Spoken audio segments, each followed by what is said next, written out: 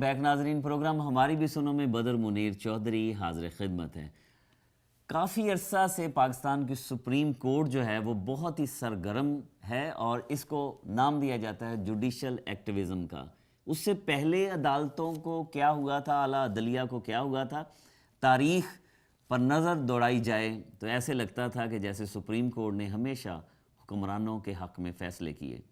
Chief justice Iftikhar Chaudhry کو پرویز مشرف نے باہر نکالا اور جب وہ عوام کی طاقت سے، وکلاء کی طاقت سے، پاکستانی قوم کی طاقت سے واپس آئے تو پھر سپریم کورٹ نے ایک ایسا نیا رخ اختیار کر لیا کہ سبھی لوگوں کی نظریں ججوں پر چلی گئیں، عدلیہ پر لگ گئیں کہ انصاف اگر ملے گا، پاکستان ٹھیک ہوگا تو سپریم کورٹ آف پاکستان اور اس کے ججز ٹھیک کر سکتے ہیں۔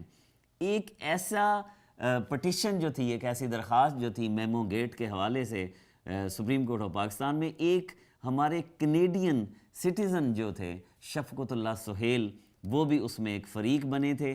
اور ہماری خوش نصیبی، اور آپ کو بھی اچھا لگے گا کہ ہمارے کینیڈا میں ایک ایسے ہمارے دوست موجود ہیں جنہوں نے سپریم کورٹ کا دروازہ کھٹکھٹایا تھا اور میمو گیٹ سکینڈل جو پوری دنیا کو پتہ چلا تھا کہ میمو گیٹ کیوں شروع ہوا اور پاکستان کے خلاف وہ کیا کیا سرگرمیاں اور کاروائیاں ہوئیں۔ البرٹا صوبہ جو کینیڈا کا ہے، اس کے شہر ایڈمنٹن سے ہمارے ساتھ مخاطب ہیں شفقت اللہ سہیل صاحب۔ شفقت صاحب، بہت شکریہ پروگرام میں شامل ہونے کا۔ موسٹ ویلکم جی۔ اچھا، یہ بتائیے کہ آپ کو اچانک کیا خیال آیا کہ آپ ایڈمنٹن میں بیٹھے ہیں، سپریم کورٹ آف پاکستان میں آپ نے ایک پٹیشن فائل کر دی اور اس کے بعد کیا کارروائی ہوئی، وہ کچھ ہمیں بتائیے گا، ہمارے ناظرین سے وہ شیئر کیجئے گا جو بہت سی چیزیں لوگوں کو پتہ نہیں ہیں، کیونکہ پاکستانی میڈیا نے آپ کا نام تو دیا لیکن اس طریقے سے آپ سے مکمل گفتگو نہیں ہوئی چونکہ آپ دور تھے پاکستان سے۔ اور کیوں خیال آیا آپ کو اس پٹیشن کی فائل کرنے کا؟ جی شفقت صاحب۔ بدر صاحب، اصل میں نے جب ان کو لیٹر لکھا تھا سپریم کورٹ کو، تو میں نے بینگ اے پاکستانی باہر بیٹھے ہوئے فیل کیا کہ ہماری بھی اس میں پارٹیسپیشن ہونی چاہیے، اگرچہ ہم لوگ باہر بیٹھے ہیں لیکن ہم پاکستانی تو ہیں، اور یہاں بیٹھ کے ہم زیادہ فرسٹریشن فیل کرتے ہیں جب ہم اپنے ملک کی خبریں اس طرح دیکھتے ہیں کہ ہمارے جو یعنی کہ اسٹیٹ ڈپارٹمنٹ کے لوگ ہیں اور ہمارے جو آفیشل ہیں وہ ان کاموں میں انوالو ہوں، اور جس میں ملک کی سیکیورٹی کے خلاف چیزیں جائیں، تو ان چیزوں کو دیکھ کے بڑا دکھ ہوتا ہے۔ تو میں نے بھی پاکستانی یہ سٹیپ لیا تھا، مجھے نہیں پتا تھا کہ کسی اور نے ایسے یہ ایفرٹ نہیں کی، سارے لوگوں کو کرنی چاہیے تھی۔ میرے خیال میں تو ہر بندے کو یہ کرنی چاہیے جب بھی اپنے ملک کے اوپر کوئی ایسی چیز آئے جس میں کوئی سیکیورٹی ریلیٹڈ ہو، اور اسپیشلی جس میں ہمارے اپنے ہی اندر کے لوگ انوالو ہوں، تو ہمیں اپنی آواز بلند کرنی چاہیے۔ تو میں نے ایک چھوٹی سی یہ ایفرٹ کی تھی بینگ اے ایکسپیٹریٹ کہ چلے ہم لوگ سارے جو باہر بیٹھے ہوئے ہیں تو ان کی ایک میری طرف سے نمائندگی بھی ہو جائے گی۔ آپ نے خط لکھا تھا غالباً افتخار چودھری صاحب کو، چیف جسٹس آف پاکستان، انہوں نے اس پہ سو موٹو لے لیا تھا اور کیس کا آغاز ہو گیا تھا۔ جی، میں نے تو اپلیکیشن بھیجی تھی اپنا ایچ اینڈ ان کی جو ایچ اینڈ سی برانچ ہے نا، جی جی، پہ اپلیکیشن بھیجی تھی، تو انہوں نے اس اپلیکیشن کو پٹیشن میں کنورٹ کر دیا تھا جب انہوں نے اس کو ریویو کیا تھا۔ یعنی کہ میمو سکینڈل جو کیس ہے اس کی بنیاد آپ بنے، آپ کی وہ درخواست بنی۔ میری بھی کہہ لیں، میری بھی پارٹیسپیشن بن گئی کیونکہ اور لوگوں نے بھی اس پہ پارٹیسپیشن کی تھی، لیکن میں نے اپلیکیشن جب دی تھی تو اس وقت تک تو کسی اور نے اپلیکیشن نہیں دی تھی، تو میری اپلیکیشن کو پروسیس کرتے کرتے انہوں نے میرا 1 مہینہ لگا دیا۔ میں نے نومبر میں ایکچولی اپلیکیشن دی تھی، تو ان دا مین ٹائم اور لوگوں نے بھی اپلیکیشن دے دی، تو پھر کافی سارے لوگ انوالو ہو گئے، تو انہوں نے میری اپلیکیشن کو بھی ایک ریگولر پٹیشن میں کنورٹ کر کے تو ان سب کے ساتھ جو ہے نا وہ ان کو منسلک کر دیا۔ اچھا شفقت اللہ سہیل صاحب، آپ کے بارے میں میڈیا میں یہ بھی آیا تھا کہ شاید یہ پلانٹڈ اپلیکیشن تھی، آپ کے کچھ رشتہ دار پاکستان کی فوج میں اعلیٰ عہدوں پر فائز ہیں اور آپ نے کسی کے کہنے پہ یہ سارا کام کیا تھا، تو اس الزام کا آپ کیا جواب دیتے ہیں؟ ہاں جی، میں نے سنا تھا کچھ میڈیا کے نام تو نہیں لیتا ان کا، لیکن آپ جانتے ہیں، آپ کے ساتھی ہیں، آپ ان کے ساتھ ایسوسیٹڈ بھی ہیں. کافی اچھا نام ہے اس میڈیا کا. تو اس میں ایک صاحب آتے ہیں جو اینالسٹ ہیں، تو انہوں نے میرے بارے میں کمنٹ بھی کیے تھے کہ میں شاید فوج کا آدمی ہوں، اسٹیبلشمنٹ کا بندہ ہوں، اور انہوں نے مجھے جان بوجھ کے یعنی مجھ سے یہ کام کروایا ہے. اور میں ریٹائرڈ، انہوں نے یہ بھی لکھا تھا، یہ بھی انہوں نے کمنٹ کیا تھا کہ میں ریٹائرڈ جو ہے نا وہ فوجی ہوں. جی ایسی کوئی بات نہیں، میں نے کبھی فوج میں سروس نہیں کی. میں نے صرف اور صرف OGDCL میں کام کیا ہے. تو لاسٹ ٹائم بھی میں نے آپ کو بتایا تھا.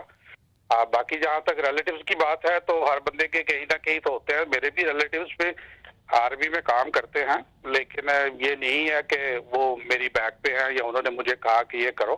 میں نے ایک independently being a Pakistani national, اور میری جو اپنی ریزرویشن تھی ان کو میں نے سامنے رکھ کے یہ اسٹیپ لیا تھا. میں نے کسی کے کہنے پہ نہیں کیا. اچھا شفقت اللہ سہیل صاحب، ایک اور بھی تھا کہ بلیک بیری جو حسین حقانی اور منصور اعجاز کے درمیان جو آپس میں گفتگو تھی بلیک بیری کے ذریعے، ایک آپ پر یہ بھی الزام ہے کہ شاید کینیڈا سے باقاعدہ طور پر ایک ایسے شخص کو پٹیشنر بنایا گیا کہ اگر کل کو بلیک بیری جو ہے وہ انکار کر دے، ریفیوز کر دے وہ جو گفتگو دینے کے حوالے سے، تو پھر آپ کو استعمال کیا جائے کہ بلیک بیری میں ایز کینیڈین سٹیزن آپ جائیں، اور آپ چونکہ اس کیس میں ایک فریق ہیں اور آپ بلیک بیری کو کہیں گے جناب مجھے وہ کنورسیشن دیں چونکہ میں اس کیس کا فریق ہوں. اس کا کیا آپ جواب دیتے ہیں؟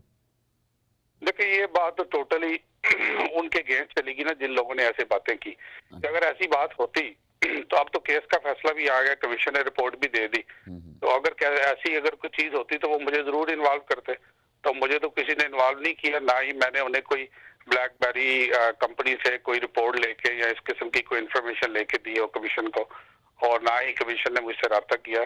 تو یہ ساری چیزیں مفروضوں پہ مبنی تھی اس وقت، چونکہ میڈیا میں کافی سارے لوگ تھے جو کہ میری طرف سے میں بھی کہہ سکتا ہوں یہ پلانٹڈ لوگ ہیں، کہ جو کہ ان لوگوں کے انٹرسٹ کو واچ کرتے ہیں، جو کہ ملک کے اگینسٹ کام کرتے ہیں، نہ کہ وہ نیشنل انٹرسٹ کو واچ کریں.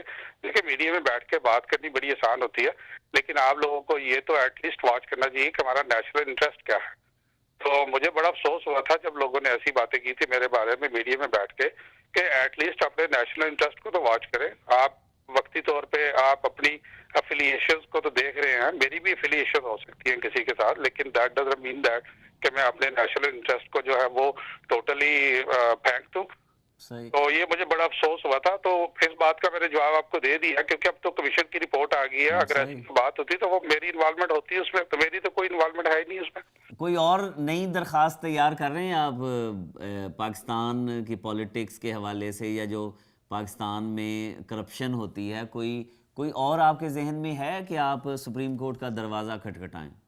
جی ضرور، جب بھی ضرورت پڑی میں انشاءاللہ تعالی میں ان کے دروازے کو ناک کروں گا. میں نے ایک پہلے اپلیکیشن دی تھی جب یوسف رضا گیلانی نے ایک دفعہ پارلیمنٹ میں کھڑے ہو کے اسٹیٹ ود ان اسٹیٹ کا بیان دیا تھا. اچھا. تو اس کے اوپر میں نے ان کے اگینسٹ ایک اپلیکیشن دی تھی جو میرا خیال ہے ابھی تک ان پروسیس ہے. اس کے اوپر کوئی ایکشن نہیں لیا گیا، لیکن اس وقت میں نے ان کے خلاف یہ درخواست دی تھی کہ انہوں نے اپنے حلف کی جو ہے خلاف ورزی کی ہے، کیونکہ بینگ اے پرائم منسٹر آپ پارلیمنٹ میں کھڑے ہو کے ایسا بیان نہیں دے سکتے. اگر آپ پرائم منسٹر کا جو حلف ہے اگر آپ اس کو پڑھ لیں تو وہ ٹوٹلی اس کی وائلیشن تھی جو انہوں نے اس وقت یہ اقدام کیا. تو خیر اینی وے یہ وہ سمجھتے ہیں کہ پالیٹکس میں ہر چیز جائز ہے، لیکن جب لوگ ہم اگر دیکھیں بینگ اے نیشنل تو ہر چیز جائز نہیں ہے. ہمیں اپنے ملک کا جو مفاد ہے وہ پہلے رکھنا چاہیے اور پارٹی افیلیشن کو بعد میں دیکھنا چاہیے. تو انشاءاللہ اگر ضرورت پڑی بعد میں بھی جس طرح یہ چیزیں آ رہی ہیں تو میں انشاءاللہ اپنی پوری کوشش کروں گا، جہاں تک ہماری کنٹریبیوشن ہے ہم اس میں ضرور حصہ لیں گے اپنے ملک کے لیے.